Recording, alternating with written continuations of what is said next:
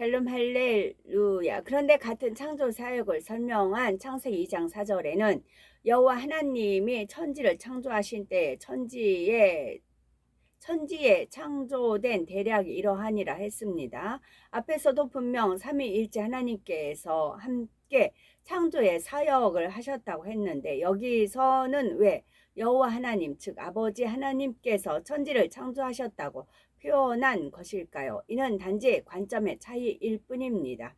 창세기 1장과 2장의 내용이 다른 것은 아닙니다. 창세기 1장은 창조의 사역을 삼위일체 하나님을 주체로 기술한 것이고 창세기 2장 4절에서는 아버지 하나님을 주체로 기술한 것이지요. 또한 이것은 삼위일체 하나님께서 천지 창조의 역사를 함께 이루셨지만 주도적인 역할은 아버지 하나님께서 하셨음을 나타냅니다.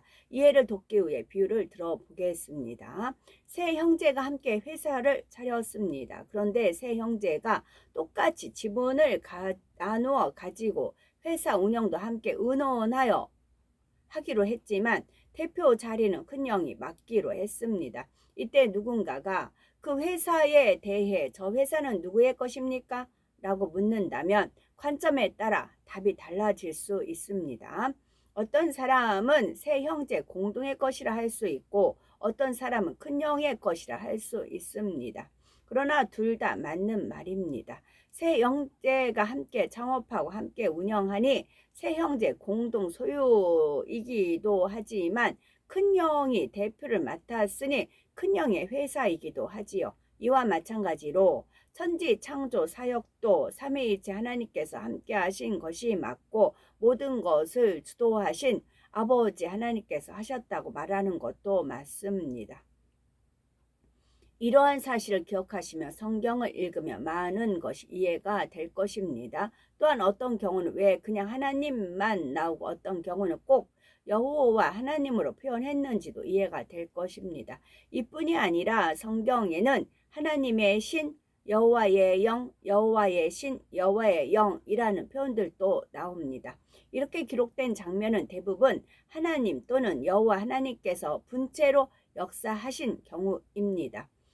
어떤 때 하나님과 여호와 뒤에 신이 붙고 어떤 때는 영이 붙는지에 대해서 알 수가 있는 거죠. 또한 아버지 하나님께서 똑같이 분체로 역사하실 때도 각각의 역할에 따라 호칭이 달라집니다.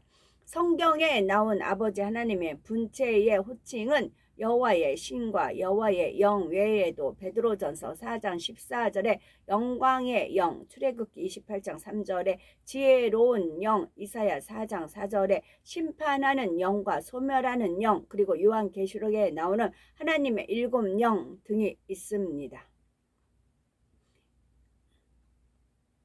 아버지 하나님뿐만 아니라 성자 하나님과 성령 하나님께서도 각각 자신의 분체를 무수히 분리해내는 영의 분리를 하실 수가 있습니다. 성자 하나님 역시 본체는 하나이시지만 본체의 마음에서 함께 하시고자 하는 곳에 영의 분리를 통해 분체를 보내십니다. 성자 하나님은 예수님으로 이 땅에 오셔서 그리스도 곧 구세주가 되셨기 때문에 성자 하나님을 주님이라 부릅니다. 따라서 성경에 주의 신, 주의 영, 그리스도의 영, 예수의 영이라는 표현은 바로 주님을 분체, 이런 표현은 바로 주님의 분체를 가리키는 것으로 이해하시면 되는 거죠. 이 외에도 로마서 1장 4절에 나오는 성결의 영도 주님의 분체입니다. 상황에 따라 감당하는 각각의 역할에 따라 주님의 분체의 명칭이 다른 것입니다. 주님의 모든 분체는 본체의 형상을 그대로 닮았습니다. 그런데 영안이 열려보면 때로는 십자가에 달린 모습을, 때로는 가시관을 쓰신 모습을 볼 때가 있지요. 이것은 주님께서 상황에 따라서 특별한 은혜와 깨우침을 주기 위해 그러한 모습으로 영의 분리를 하신 것입니다. 주님께서 십자가 고난을 받을 때에 마음을 품고 영을 분리하시면 분리된 분체는 그 모습으로 나타납니다. 우리가 이러한 주님의 영의 분리를 알면 성경 말씀들이 많이 이해가 되죠.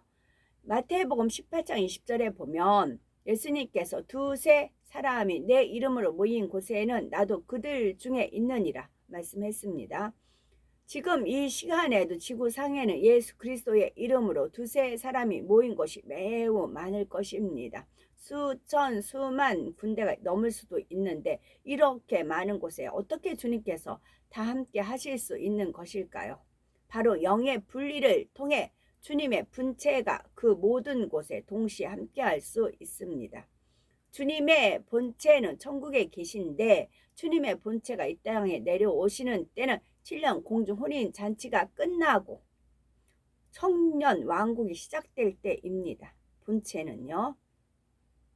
그리고 그 전에 이 땅에 내려오실 땐 분체로 오시는 것입니다. 만약 이 땅에서 두세 사람이 주님의 이름으로 모여서 예배를 드리거나 기도 혹은 찬양을 하고 있다면 이것은 천사들에 의해 주님께 보고됩니다.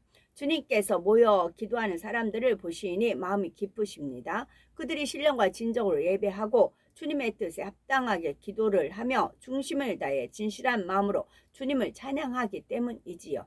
이에 주님께서는 내가 저들과 함께 해야겠다는 마음을 품으시면 이러한 주님의 마음이 주님과 같은 형상을 지닌 분체가 분리되어 그곳에 가시는 것입니다. 이렇게 해서 성경 말씀 그대로 두세 사람이 주님의 이름으로 모인 곳에 주님께서 함께 해 주시는 것입니다. 예수님께서 그냥 비유적으로 그렇게 말씀하신 것이 아닙니다. 실제로 주님의 분체가 영으로 오십니다. 주님께서 마음을 두시는 곳이면 어디나 이처럼 주님께서 영으로 함께 해 주실 수 있습니다. 주님의 영은 이렇게 함께 하시면서 합당한 사람에게 응답도 주시고 은혜도 주시지요. 회개가 필요한 사람에게는 회개할 수 있도록 역사해 주십니다. 주님께서는 지금도 천국에서 이 땅을 두루 살피십니다. 어느 곳에서 주님을 간절히 찾는지 살피셔서 주님의 영을 보내주시는 것입니다. 그러나 아무나 모여서 주님 함께 해주세요 한다고 주님이 그들 모두와 함께 하시지는 않습니다. 주님을 진정 사랑하는 사람들이 사모하는 마음으로 모여서 주님을 찾을 때에만 주님께서 영으로 함께 해주십니다. 주님의 영의 분리를 이해할 수 있는 다른 예가 마가복음 16장 20절에 나옵니다. 제자들이 나가 두루 전파할세 주께서 함께 역사하사 그 따르는 표적으로 말씀을 확실히 증거하시니라 했습니다. 주님의 부활 승천 후 이 땅에 남겨진 제자들은 열심히 복음을 전했는데 이때 주님께서 제자들과 함께 하시며 표적을 나타내 주심으로써 복음이 참임을 확증해 주셨습니다. 즉 주님의 분체인 주님의 영이 제자들과 함께 하셨던 것입니다. 분체라 할지라도 주님의 영이 함께 하시면 이처럼 표적도 나타납니다. 표적이 나타날 때는 겉으로 확연히 눈에 띄는 역사가 따릅니다. 걷지 못하는 사람이 걷고 눈먼 사람이 눈을 떠서 보게 되며 귀 먹고 말 못하는 사람들이 듣고 말하게 되지요.